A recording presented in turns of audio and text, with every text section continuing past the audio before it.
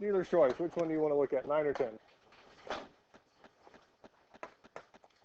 So it's 5 to the what? Times 5 to the? -3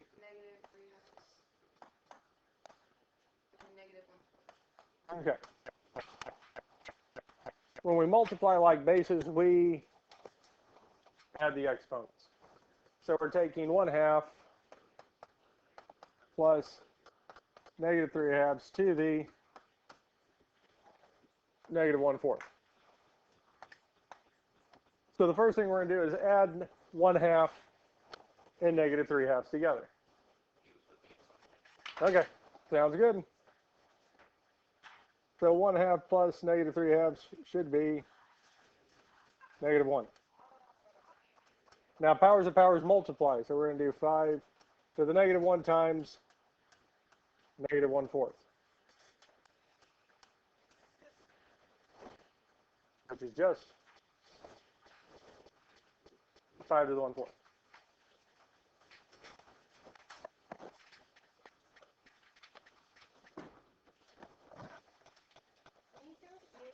I would go on and grab it. If it's studying, you can put this under it. Oh, thank you. Yep, that's what I use most of those for. That's why I have that one sitting on my desk, is just to sit it underneath drinks, just in case they sweat. Thank you. Yes. So I got a new set, and it was expensive, and they're breaking again. Yeah. No, yeah, did you see how was my car like this? One of the things I would say is I would take most of those I was thinking that. things off the keychain. Because it feels like it's clean it. It is. And I don't know, because it's also bad for the starter. I don't know if y'all have heard that. Having a lot of keychains. Let me show you something. Yeah. Because for the most part, when you hold your key ring, it doesn't feel that heavy. But the piece, yeah. Because when it goes in the car, it's only being supported by this here. Yeah. So it keeps falling. hold it by just that piece. Because again, Wait, this piece?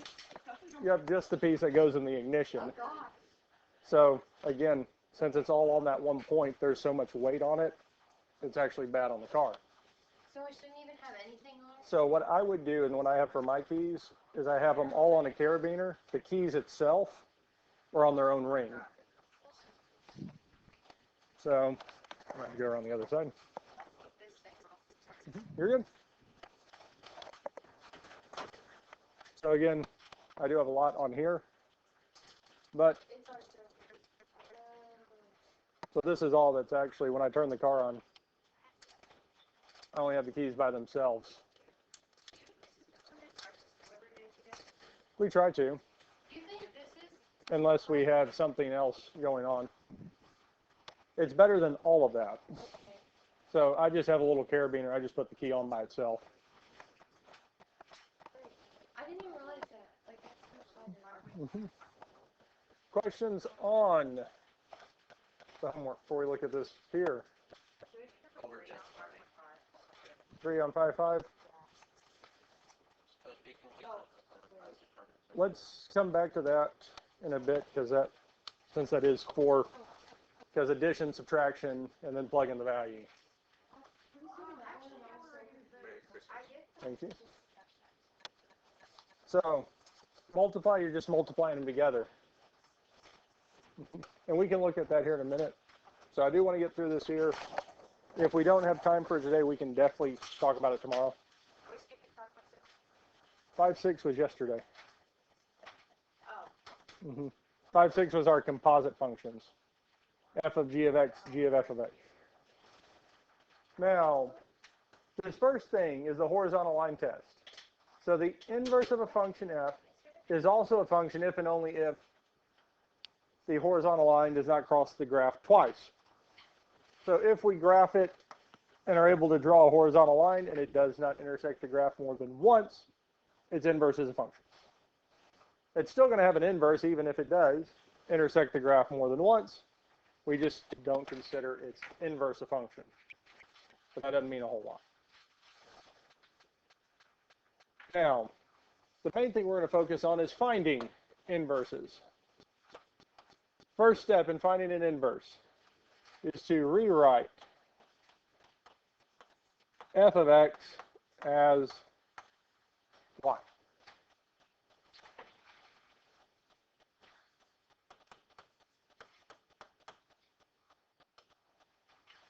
First thing we're going to do is rewrite f of x as y.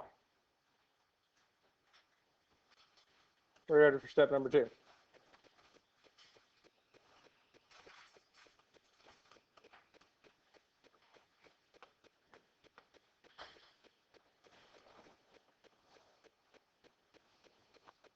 Switch x and y. So when we switch x and y, we'd have x is equal to 3y minus 1. Questions on steps 1, 2, or 3? Or 1 and 2. We're ready for 3.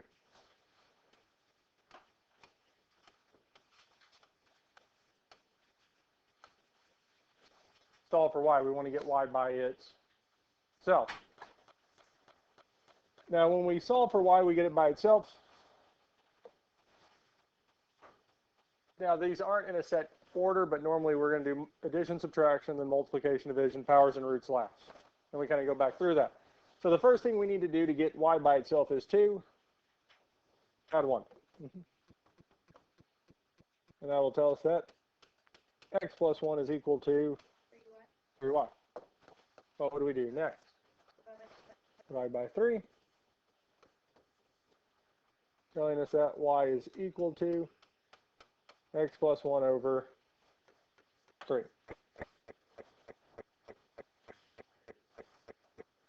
Questions on this here? We're ready for step number 4.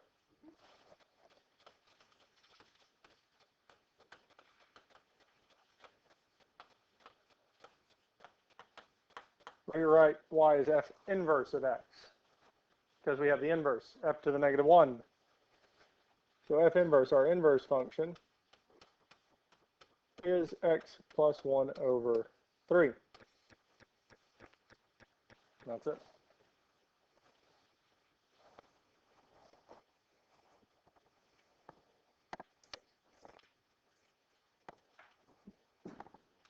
Now we won't always have f inverse, f to the negative 1 of x, because if we start off with g of x, it'd be g inverse of x. If we start off with h of x, it'd be h inverse of x. But everything else stays the same. Questions on any of this here? We're ready for the next one. F of x equals 2x plus 8. So the first thing we would do is rewrite f of x as y. So y equals 2x plus 8. And then we would switch x and y, so x is equal to 2y plus 8. Then we would indeed minus 8. Telling us x minus 8 is equal to 2y.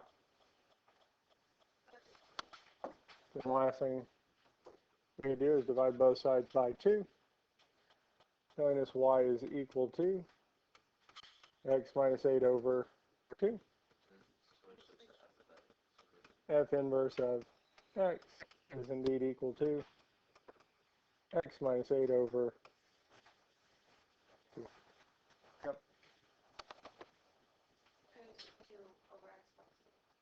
X minus 8 over 2. Because we divide. Wait, but you had the x minus 8 and 2 before.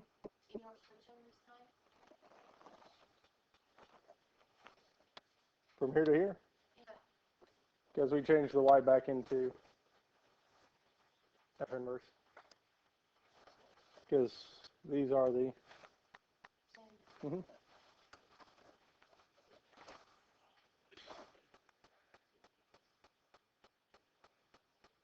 Did we switch it here?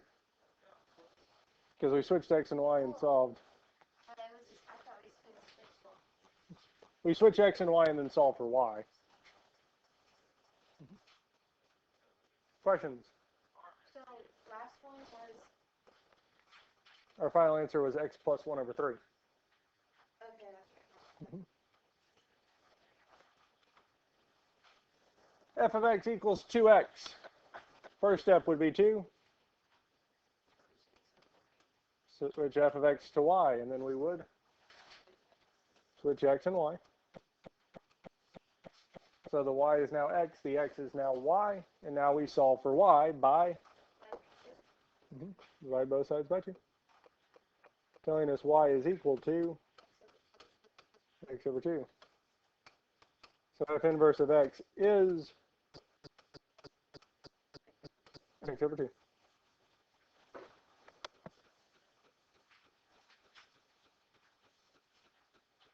Questions on this here? We good with this here so far?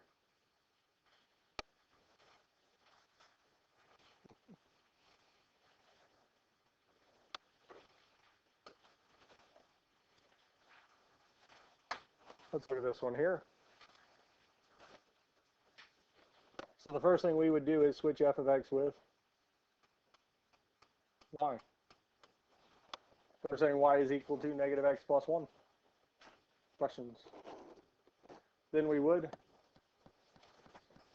switch x and y, telling us that we have x is equal to negative y plus 1. Now we need to solve for y, and we can do that by minus 1, which will tell us that negative y is equal to x minus, yes. We could divide by negative 1 or multiply by negative 1. But I think with these here, it's a little bit easier to multiply. Because negative 1 times negative y is positive y. X times negative 1 is negative x. And negative 1 times negative 1 is positive 1. Now, if we divided, we would have gotten x minus 1 over negative 1. And we can't leave it this way. We would have to simplify it down, which would have been x over negative 1 minus 1 over negative 1. X divided by negative 1 is negative x. 1 divided by negative 1 is negative 1, which still gives us negative x plus 1. So here's a little bit easier just to multiply. Questions on this here? Well, we do have our one last step.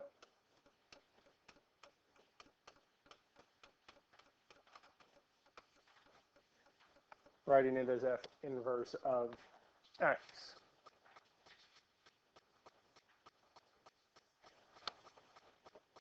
Questions on this here?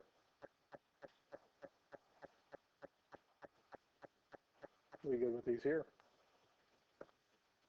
Yes. Let's look at one more. F of x equals 1/3 x minus 2. What can we do first?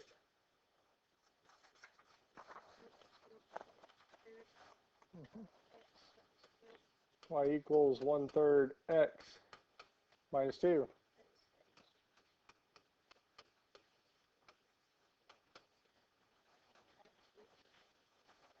We would indeed add 2.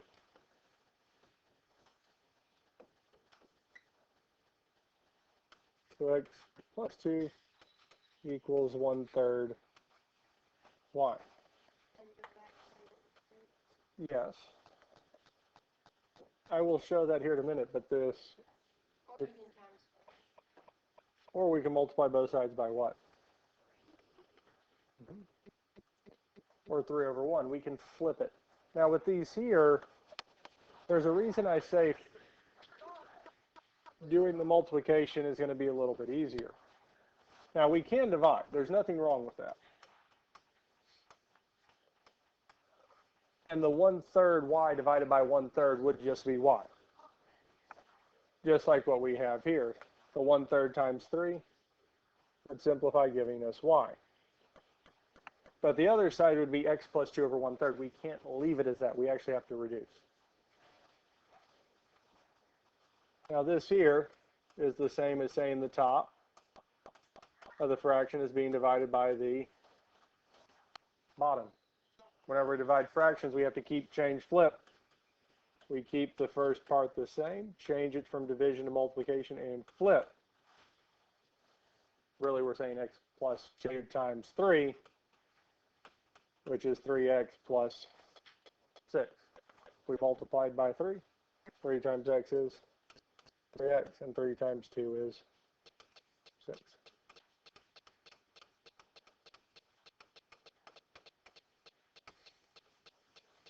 So if we have a fraction presented to us, it's going to be easier just to flip it and multiply through. Does that make sense? Now, if it was, say, 2/3, I would multiply both sides by 3/2. Just flip it, because 2/3 times 3/2, 2/3 times 3/2 is 1, because 2 times 3 is 6, 3 times 2 is 6, 6 over 6 is 1. And all that would do is change it from 3x plus 6 to 3x plus 6 over 2. Does that make sense? Yes? No? So, we don't have that. We just have this here. Questions on this so far?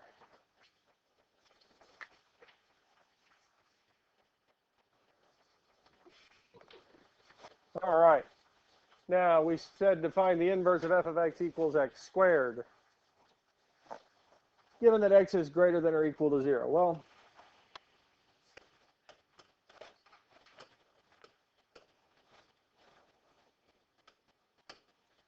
now,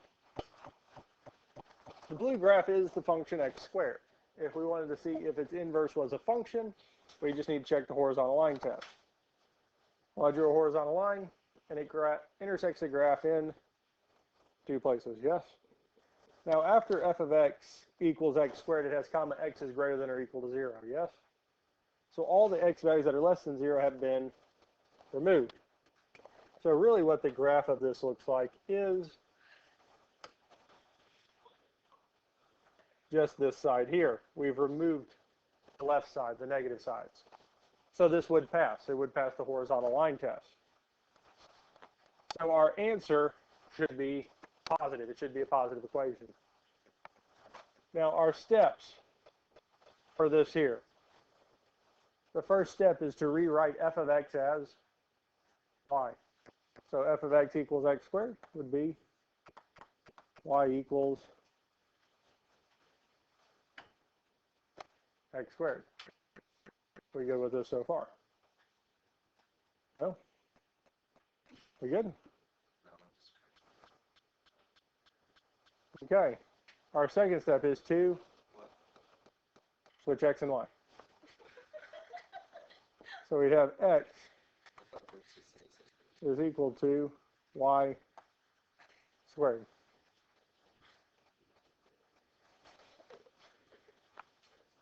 Questions on steps 1 and 2? We're ready for the third step. Get y by itself. So what can we do to get y by itself? We can take the square root of both sides, because the square root and the square will cancel, leaving y by itself. And the other side is we have the square root of. Now, since we took an even root, we have to put the plus or minus. Now, y equals, clear this out. Now, the plus or minus, we can't put plus or minus just straight into the calculator. So we have positive square root of x and negative square root of x. And if we graph it, we get this here. So the plus or minus square root of x is this red graph here. Now, this red graph, if we check to see if it was a function, we check it by the vertical line test, yes? Would the red graph pass the vertical line test? So vertical line test, f is a function. If I can draw a vertical line and it crosses more than once, it's not a function. So it's not a function, right? Can I draw a vertical line and cross it more than once? Wait, yes. Wait, I thought horizontal. Because horizontal is inverse. So just the red graph. Can you draw a line and it cross it more than once? So it's not a function. Yes. The original function was blue. Can I draw a horizontal line and it cross more than once? On blue. Yes. No, yes. Can you draw a horizontal line and it cross more than once on the blue one? No. So what's a horizontal? Question again. Horizontal Okay, horizontal. horizontal line is what? Horizontal. Okay. Can the blue? Line, it'll pass it twice. So it means its inverse is not a function. The inverse of the blue is the red. Is the red one a function?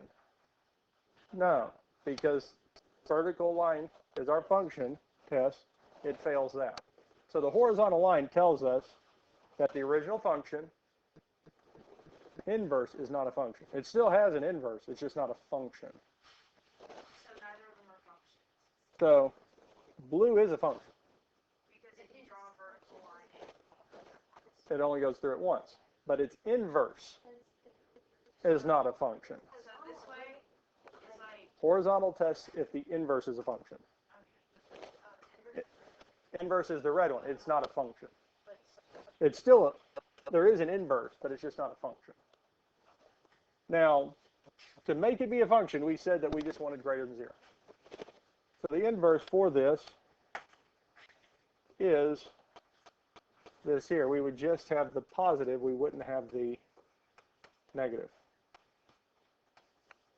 So our f inverse of x is just the square root of x. Is it one of the positive case? That's why it said x is greater than 0. So we just have the positive. why did you get rid of the negative? Because so the domain, the x values for this here are greater than or equal 0. Its range, because we're just talking about this here, all those values are greater than 0. The inverse, well, what did we do? We switched the x and y, which means the inverse's y values are now greater than or equal 0. And its x values are now greater than or equal 0. Now the negative square root of x would be down here. Well, we can't have the negative square root of x because all of them had to be positive. So we only have the positive case. Does that make sense? But the plus or minus isn't really a big deal. If you leave it, that's fine. I'm not going to count off. Questions on this here? Let's look at this one. F of x equals x squared minus 2. So the first thing we would do is replace f of x as y. So y equals x squared minus 2. Our next step would be to switch the x and y. So x is equal to y squared minus 2. And now we need to solve this for y.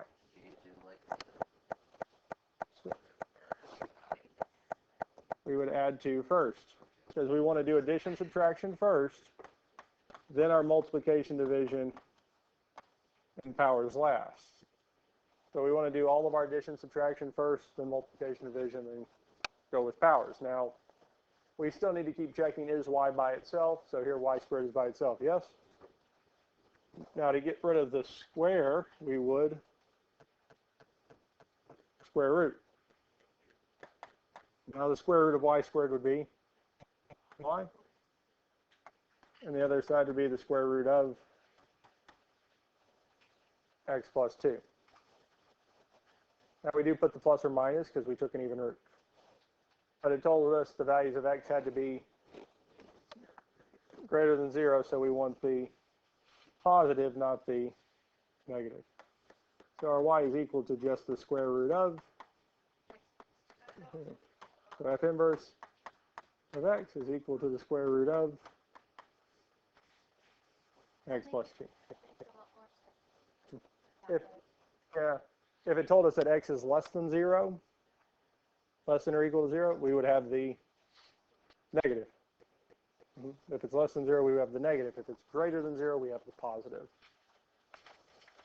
Questions on this here? We're ready for the next one. 2x cubed plus 1. First thing we need to do is rewrite f of x as y.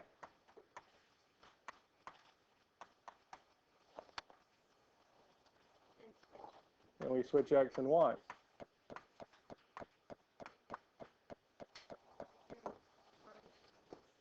Now we need to solve for y, so we would indeed minus 1.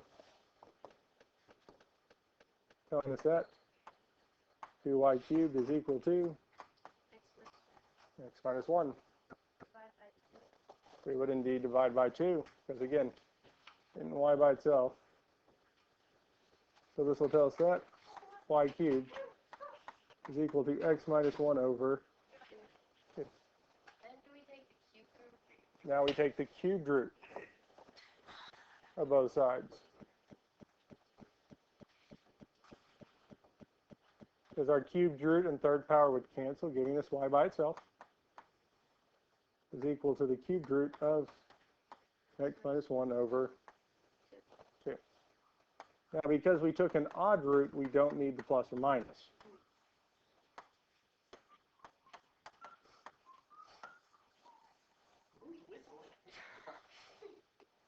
I do not know.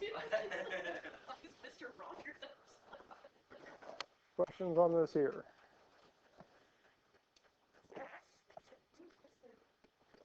Now, luckily, we won't have to rationalize that. We can leave it as a fraction inside the radical. It's fine for this year. And I think for the most part, the college algebra just left it at this year. They didn't make you try to get the fraction out of the radical, I don't think. No. So, that's your final answer. Questions on this here? We feel good with this here? Yes. Let's do one more of these.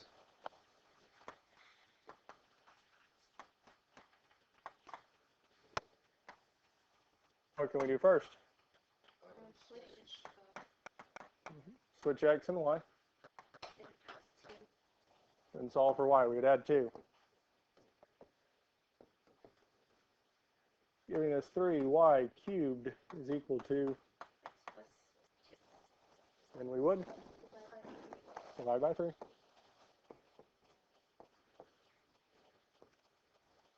Telling us y to the third is equal to x plus 2 over cube root. Yes. We take the third root. And the third root, our cubed root and third power cancel. Telling us y is equal to cubed root of X plus 2 over 3.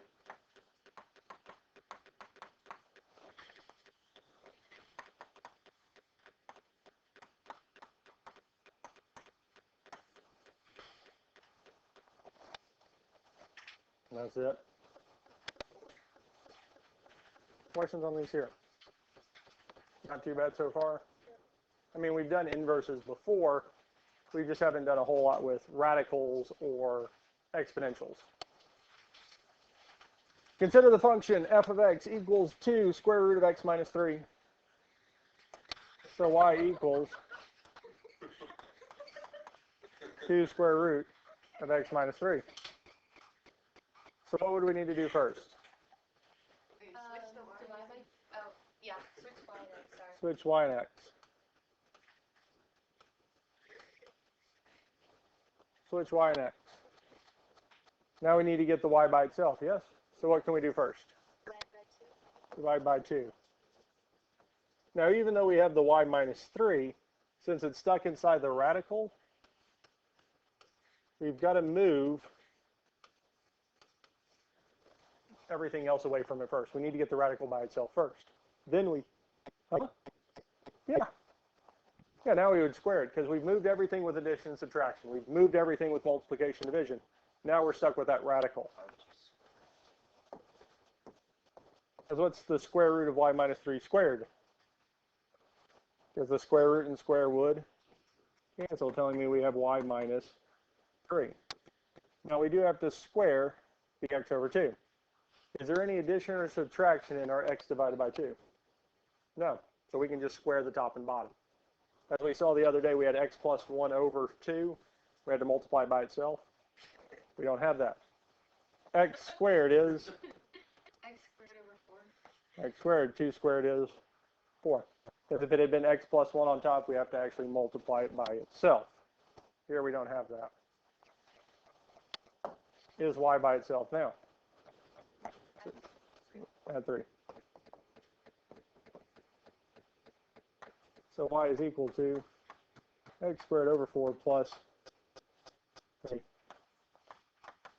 F inverse of x equals x squared over 4 plus 3.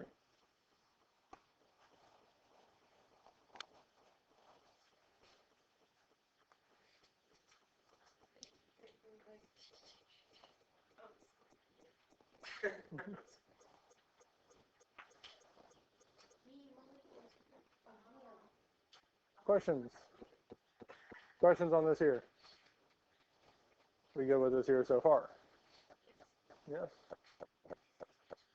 Let's do one more of these here.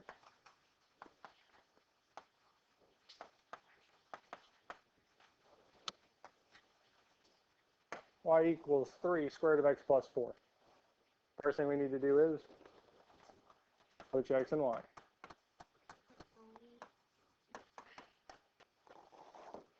Now we need to get y by itself, so the first divide by 3. So x over 3 is equal to the square root of y plus 4. Then we would square both sides. On the right-hand side, our square root and square cancel, telling us that we have y plus 4. Now we have x over 3 squared, which would be x squared over 9. And lastly, we would. So y is equal to x squared over 9 minus 4.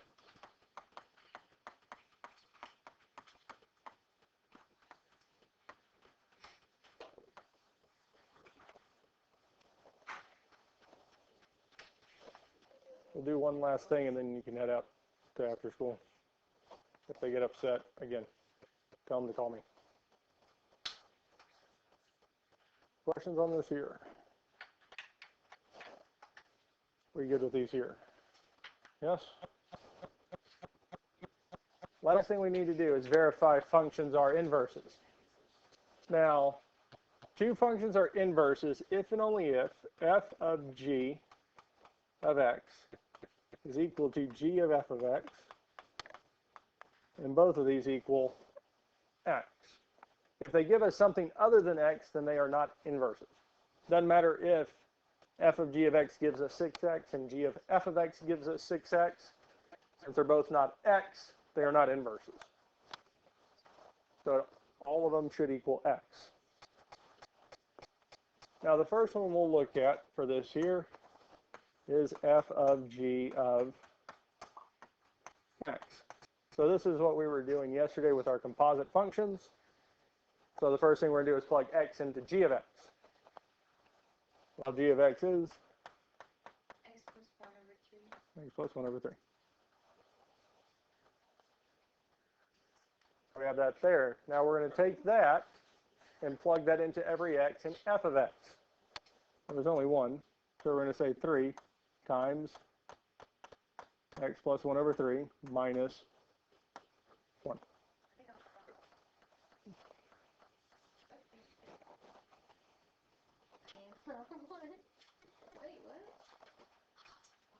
Wait, what? I think it might be. Just scribble out the So you can write that over the top of it. We'll move on here. So our 3 times x plus 1 over 3. Well, here the 3 and 3 would cancel. Because it'd be 3 times x plus 1 over 3. 3 over 3 is 1, leaving us with what?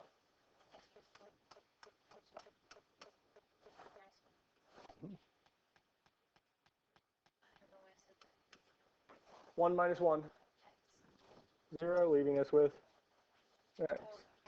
So f times g of x is x, yeah, because this multiplication, really we're saying 3 times x plus 1 over 3, and our 3 over 3 is 1, leaving us with just the x plus 1.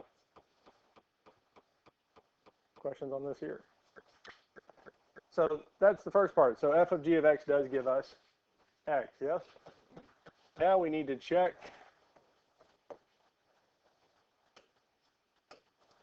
g of f of x. Well, f of x is 3x minus 1. So if we plug x into f of x, we get 3x minus 1. Questions on this so far? Now we need to plug 3x minus 1 into every x in g of x, which would be 3x minus 1 plus 1 over 3. Now to simplify this here, we can drop the parentheses, which would be 3x minus 1 plus 1. Well, negative 1 plus 1 is 0, yes? Negative 1 plus 1, which leaves us with 3x over 3, and 3x divided by 3 is x. So g of f of x is also x. So can we say these are inverses? Yeah, they're inverses. Because f of g of x and g of f of x gives us x on both accounts, so they are inverses. And that's it. Questions on this here? So that's really all we're doing is finding the composite functions and simplifying down. Now, I'm going to skip 2 and go to this one here, because I know some of y'all. Because that should be the last one. Yep. So, first thing we're going to look at is f of g of x. Now, if we plug x into g of x, we just get its function back, which is the cubed root of 2x. Now we're going to plug the cubed root of 2x into every x in f of x. So we still have the 8. But now we have the cubed root of 2x to the third. Now at this point here, our cubed root and third power would cancel. Now, so here, cubed root and third power did cancel, yes? Which leaves us with 8 times.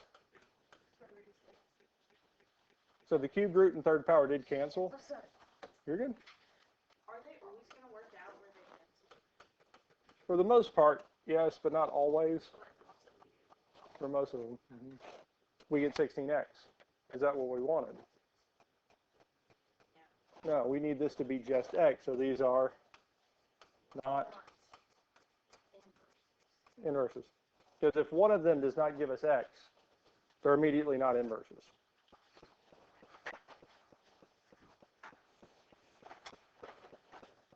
Because we don't even have to do g of f of x, because if one of them does not equal to x, they're immediately not inverses. We're done. But that's it.